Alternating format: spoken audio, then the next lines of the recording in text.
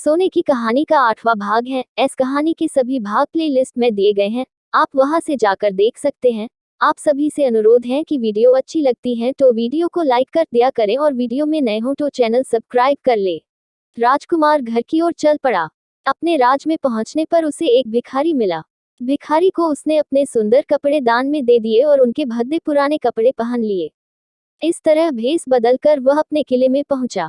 वहां उसके पहुंचने पर एक बड़ी आश्चर्यजनक बात आई। सोने का घोड़ा खुशी से हिनहिनाने लगा और दाना खाने लगा। सोने की चिड़िया भी अपने पिंजरे में खुशी से फुदकने लगी और गाना गाने लगी। राजकुमारी ने अपने आंसू पोंछ डाले और वह भी खुश दिखाई देने लगी। लेकिन राजा की समझ में कुछ नहीं आया। उसने राजकुमारी से इसका कारण पूछा तो वह बोली, मैंने तो पहले ही आपको सारी कहानी बता दी थी। आपके बड़े और मंझले राजकुमार ने छोटे राजकुमार के साथ धोखा किया है। इन्होंने आपको भी धोखा दिया है। लेकिन अब आपका छोटा राजकुमार यहाँ पर आ पहुंचा है, इसीलिए मुझे बहुत खुशी हो रही है। उसी के साथ मेरी शादी हुई है और मैं उसके साथ ही सुखी रह सकती हूँ। फिर उसने मैले कुचले कपड़े पहने एक आदमी की ओर इशारा करते हुए कहा, वह रहा आपका छोटा राजकुमार। राजा ने भी अपने छोटे लड़के को पहचान लिया। अब राजा ने अपने छोटे बेटे के बारे में अपने विचार बदल दिए। अब वह उसको बहुत समझदार और बहादुर मानने लगा और उससे बहुत अधिक प्यार करने लगा। उसने उसको राजगद्दी पर बिठाने का निश्चय किया। बड़े और मंझले राजकुमार ने अपने छोटे भाई को ही धोखा नहीं दिया था बल्कि राजा को भी धोखा दिया था। इससे राजा उनसे बहुत नाराज था। उसने उन दोनों को अपने राज्य से निकलवा दिया। इसके बाद बड़ी धूमधाम के साथ राजकुमारी के साथ राजकुमार का विवाह हुआ और दोनों सुख से रहने लगे। लेकिन राजकुमार उस लोमड़ी को नहीं भूला था जिसने उसकी सहायता की थी। एक दिन समय निकालकर वह जंगल में उस लोमड़ी की खोज में निकला।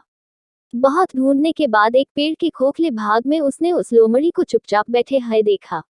लोमड़ी बहुत उदास थी और पहले से बहुत ज्यादा दुबली भी हो गई थी। राजकुमार को देखते ही लोमड़ी ने उसे पहचान लिया और कहा, आह कहो राजकुमार, आज इधर कैसे भूल पड़े। राजकुमार ने कहा, मैं आज तुम्हें ही ढूंढने के लिए आया हूँ। चलो मेरे बाग में आराम से रहना, वहां तुम्हें किसी तरह की तकलीफ नहीं होगी। यहाँ तो जंगल में तुम्हें खाने पीने की तकलीफ होती होगी और जंगली जानवरों और शिकारियों का डर बना रहता होगा। लोमड़ी ने कहा, नहीं राजकुमार, मैं यहाँ ठीक हूँ, और भला अब तुम्हें मेरे डेक से क्या लेना देना। तुम्हारा काम निकल गया, अब तुम सुख से अपने राज में रहो।